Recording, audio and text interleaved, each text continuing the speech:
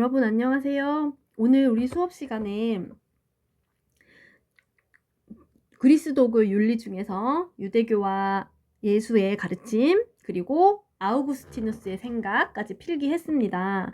그리고 스콜라 철학의 아퀴나스 그리고 프로테스탄티즘 여기까지 이제 필기 한 내용을 선생님이 영상에 올려주고 그 다음에 빈칸 채우는 내용도 영상으로 올리겠다고 얘기를 했었는데요. 그렇게 하면 여러분들 이제 영상으로만 공부해야 되는 내용들이 너무 많아지고 중요하고 어려운 설명들이 있는데 영상으로만 공부하게 하는 건 조금 아닌 것 같아서 오늘은 여기 지금 보고 있는 학습지 23쪽만 같이 영상으로 공부하시고 다음 수업 시간에 여기 나오는 이 스콜라 철학, 아퀴나스, 그리고 프로테스탄티즘 수업 시간에 같이 정리하고 그리고 학습지 빈칸, 뒷면 빈칸은 따로 또 여러분들이 영상 보고 정리하고 이렇게 하도록 하겠습니다. 그래서 결론은 이번 영상으로는 23쪽 내용만 선생님이 설명할 테니까 여러분들은 여기까지만 공부하시면서 학습지 채워서 수업 시간에 가지고 와서 검사 받으시면 되겠습니다. 자, 그러면 오늘 수업 시간에 필기했던 유대교와 예수의 그리스도교, 그러니까 예수의 생각이죠. 그리고 2번 아우구스티누스 이렇게 한번 보겠습니다. 자, 우선 우리가 공부하고 있는 그리스도교는 예수의 가르침이고 예수는 유대 민족 사람 중에 한 명이었습니다. 그리고 수업 시간 때 얘기하지 않은 것 중에 이제 이 유대교를 우리는 헤브라이즘이라고도 부릅니다. 유대 민족을 가리키는 말이 헤브라이입니다. 그리고 이 사람들이 사용하는 언어를 히브리어라고 부릅니다. 여러분 살아가면서 히브리어 한 번쯤 들어봤죠? 유대인들이 사용하는 언어입니다. 그리고 유대인들의 정신을 헤브라이즘이라고 부릅니다. 자, 우리 유대인들은 오랜 역사를 거쳐서 고난의 역사, 역경의 역사를 살아왔고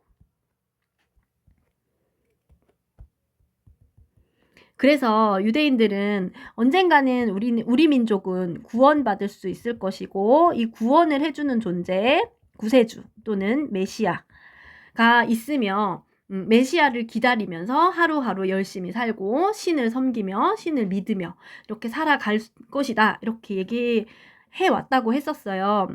그리고 그렇게 구원받을 수 있는 것은 오직 우리 민족뿐이다.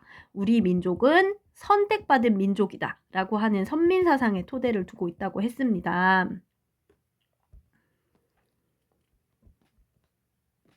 여기 우리 민족은 선택받은 민족이다라는 거죠.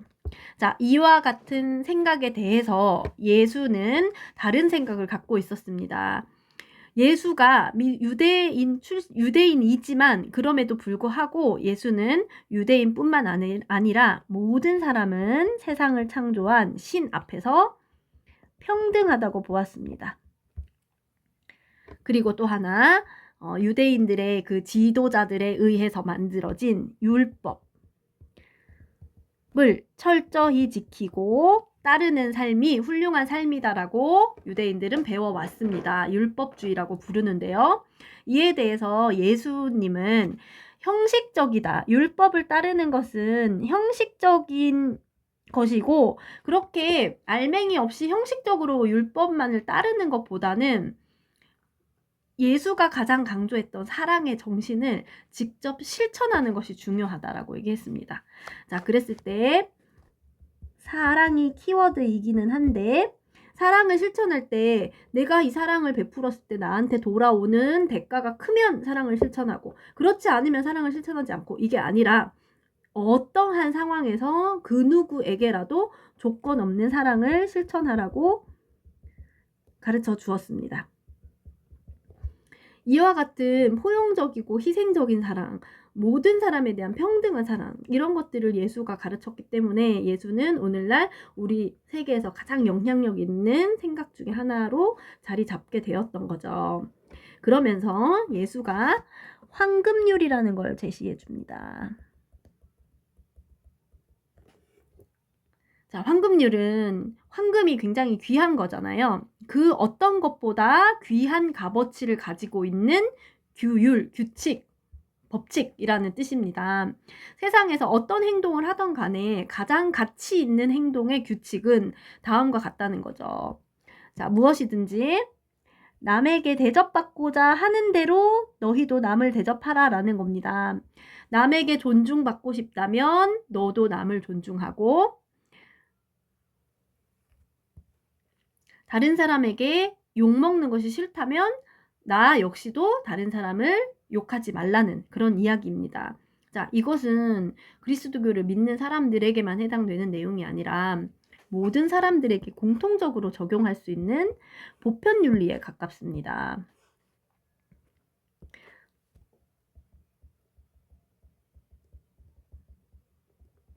예수님은 모든 사람들이 공통적으로 이 규칙에 따라서 이 원칙에 따라서 행동했을 때 그것이 도덕적인 행동의 원리, 이런 것들 우리에게 제시해 주었다는 겁니다. 자, 이 얘기를 들으니까 여러분 동양윤리에서 배웠던 사상가 중에 생각나는 사람이 없을까요?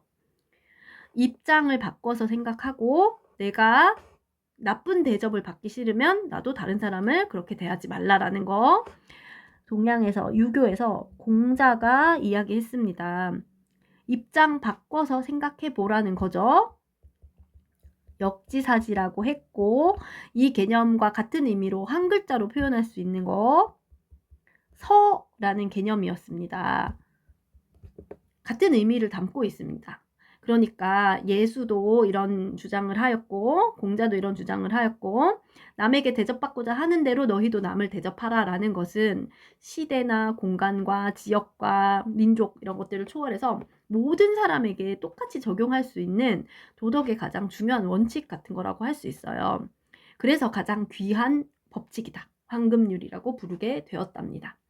자, 이와 같은 보편적인 정신이 예수의 가르침이 세계의 종교가 되는데 영향을 준 부분이기도 합니다. 조건 없는 사랑을 실천하라고 한 것과 더불어서. 자, 이와 같은 예수의 가르침이 많은 사람들에게 감동을 주었고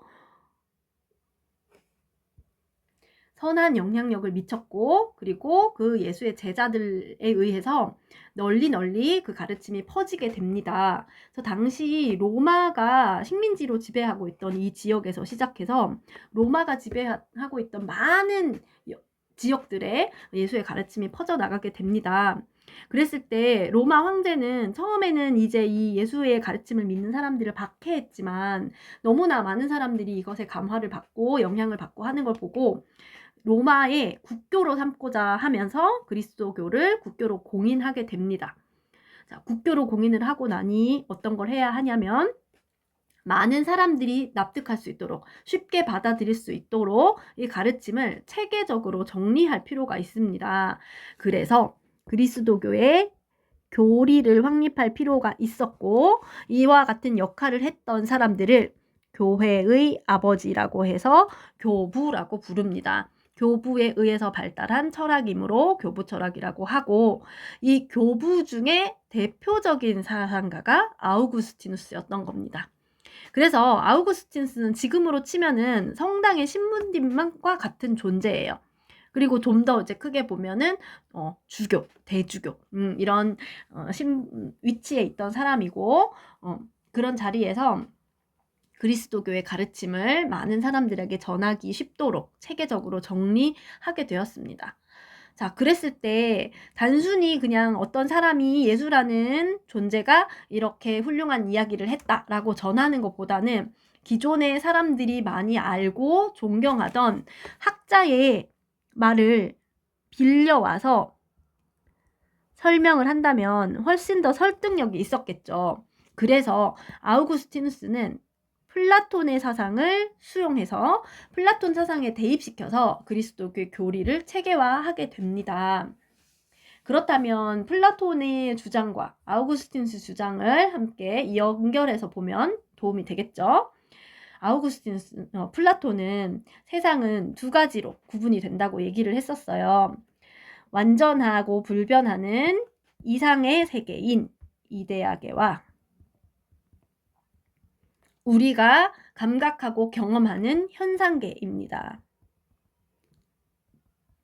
자, 이걸 받아들여서 아우구스티누스는 천상의 나라와 지상의 나라로 구분했습니다. 자, 우리가 현재 몸담고 있고 이런 생활을 하고 있고 경험을 하고 있는 나라는 지상의 나라입니다. 그리고 우리가 목표로 해야 하는 이상적인 세계는 천상의 나라입니다. 신의 나라이고 더 쉽게는 우리가 천국으로 알고 있는 그것입니다. 자, 그 다음에 플라톤이 이데아 중에서도 가장 최고의 이데아는 선의 이데아라고 했습니다. 이상적이고 좋은 것 중에 최고의 좋은 것이죠. 자, 이 선의 이데아 개념을 받아들인 아우구스티누스는 최고 선, 좋은 것 중에 가장 좋고 완전한 것은 신이라고 보았습니다. 그래서 우리는 신의 가르침대로, 신의 뜻대로 살아가야 한다는 겁니다. 그 다음 세 번째, 플라톤은 사주덕을 이야기했습니다. 지혜, 용기, 절제, 정의, 이 사주덕이고 여기 여러분들 저해라고 써 있는 것 같아요. 저해가 아니고 지혜 맞죠? 자, 이 아우구스티누스는 플라톤이 얘기한 사주덕을 받아들여서 거기에 믿음, 소망, 사랑이라는 그리스도교를 대표하는 세 가지 덕을 추가해서 7주덕을 우리에게 제시해 줍니다. 그리고 이 사주덕도 플라톤이 제시한 설명을 그대로 가져오긴 했지만 조금 변형하여서 신에 관한 이야기로 바꿔서 우리에게 사주덕의 의미를 설명해 줍니다. 그 신에 관한 내용을 적용해서 사주덕을 설명한 내용이 교과서에 있습니다. 교과서 120쪽에 보시면 자세한 설명이 나와 있고 이 사주덕을 신에 대한 사랑과 연관지어서 모두 설명을 합니다. 이걸 통해서 그리스도교는 사랑이라는 것의 가치, 사랑이라는 덕을 굉장히 중요하게 생각을 하고 그 모든 전제는 신에 의해서 나타난 것이라고 보고 있습니다. 교과서 내용도 여러분 한번 확인해 보시기를 바랍니다. 자, 그리고 플라톤의 주장을 받아들인 것과 별개로 아우구스티누스만의 고유한 주장 좀 더 정리해 볼게요. 자, 아우구스티누스는 인간의 노력만으로는 온전히 신을 사랑하는 것이 불가능하다고 했습니다. 왜냐하면 인간은 불완전한 상태로 태어나기 때문입니다. 전지전능한 신과 달리 인간은 불완전합니다. 자, 인간이 불완전한 이유는 인간이 날 때부터 가지고 있는 죄 때문입니다. 그것을 우리는 원죄라고 불렀습니다. 자, 인간의 원죄는 어떻게 만들어지게 되었냐면, 자, 최초의 인류, 아담과 이브에게 신이 모든 것들을 뜻대로 할 수 있는 자유의지를 주었습니다. 아담과 이브가 신이 따먹지 말라고 했던 그 열매에 선악과라고 부릅니다. 그 열매를 따먹음으로 인해서 인간이 자유의지를 함부로 사용하게 되었다. 그를 통해서 우리 인간은 날 때부터 가지고 태어나는 죄를 갖게 되었다라고 설명을 합니다. 자, 그러면은 우리 인간은 이제 숙명적으로 죄를 가지고 태어나는 건데, 자, 그러면 인간은 악한 존재일까요? 신이 인간 중에 어떤 특정한 사람들을 또는 인간 세상의 일부를 악으로 만들었을까요? 그거 아니라고 했죠. 신은 오직 선을 만들었을 뿐입니다. 그러나 그 선이 인간의 자유의지 남용으로 인해서 결여, 부족이라는 뜻입니다. 선이 부족한 상태가 되면 그것이 악으로 드러난다는 겁니다. 그래서 악은 신이 만든 어떤 실체가 아닙니다. 또는 실체가 없습니다. 자, 악 앞에 죄까지 같이 붙여서 죄악이라고 불러도 같습니다. 자, 그래서 죄악은 실체가 아닙니다. 그러니까 인간이 날 때부터 죄를 가지고 태어난다고 했지만 그 죄악이라는 것은 어떤 신이 의도해서 만든 실체가 아니라는 겁니다. 자, 우리 인간이 살고 있는 이 지상의 나라에는 악한 행동이 존재합니다. 이 지상의 나라에 신이 악을 창조한 게 맞습니까? 아니라고 했죠. 자, 그러면 신이 선을 창조한 건 맞나요? 맞습니다. 신은 선, 인간에게 좋은 것 창조한 건 맞습니다. 그러면 이거는 맞을까요? 선악을 창조했다. 선악이라고 하면 여기 악이 들어가 있으니까 틀리겠죠. 요거 잘 구분하시면 좋겠습니다. 자, 어쨌건 간에 이 악이나 죄악은 실체가 있는 건 아니지만 우리 인간의 자유의지 남용으로 인해서 선이 결핍된 상태, 결여된 상태에 우리가 죄악이 있는 행동을 하기는 합니다. 그리고 원죄라고도 부른다고 했어요. 이 원죄에서 벗어나서 죄를 씻어내는 삶을 살아야 됩니다. 그렇게 해서 신으로부터 인정받는 그 단계, 그것을 우리는 그리스도교에서 구원이라고 하는데요. 구원을 받기 위해서는 인간이 아무리 스스로 하는 노력만으로는 이 구원을 받는 것이, 여기서 말하는 신을 온전히 사랑하는 것이랑 구원받는 것이랑 같은 의미로 생각을 해도 되는데요. 불가능하다고 했잖아요. 그렇다면은 뭐가 필요하냐? 신이 우리를 굽어 살피는 신의 은총이 필요하다는 겁니다. 내 삶의 전부를 신에게 맡겨야 하고 신의 뜻대로 살아가겠다는 결심을 해야 되고, 그래서 내 삶의 중심을 신에게 두어야 한다라는 뜻입니다. 자, 이것을 신앙을 통해 신에게 귀의한다라고도 표현하거든요. 귀의한다. 자, 지금도 신이라는 존재가 정말 있는지 의문을 품고 있는 사람이 있고, 종교를 믿는 사람과 그렇지 않은 사람들의 차이가 있지만 이때 당시도 마찬가지였을 겁니다. 신이 정말 있는 거야? 라는 의문을 품는 사람들에게 이 종교에서는 어떻게 얘기를 하냐면, 이성적으로 신을 인식하려고 하지 말고 그 이성적 인식을 넘어서 신은 분명 존재하는데 그 신에 대한 절대적인 믿음을 가져야 된다라는 겁니다. 그것을 이렇게 표현해요. 이성적 인식을 넘어서 실존적으로 만나야 할 인격적 존재다. 표현이 조금 어려워 보이지만 무조건적인 신에 대한 믿음이 필요하다. 이렇게 생각하시면 됩니다. 그래서 자, 그거를 이렇게도 신을 사랑하고 신과 하나가 되는 삶을 살 때 우리는 진정한 행복을 누릴 수 있다는 겁니다. 아무리 인간이 선한 행동을 하고 도덕적인 행동을 해도 신이라는 존재를 전제로 하지 않는다면 진정한 행복을 누릴 수 없다고 생각했습니다. 자, 그러면서 신은 향유의 대상이다라는 표현이 나옵니다.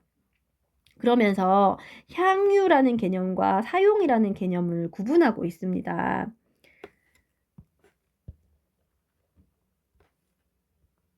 자, 사용은 우리가 어떤 대상이 있어요. 대상을 수단으로 이용하는 겁니다. 그런데 향유라는 것은 대상 자체를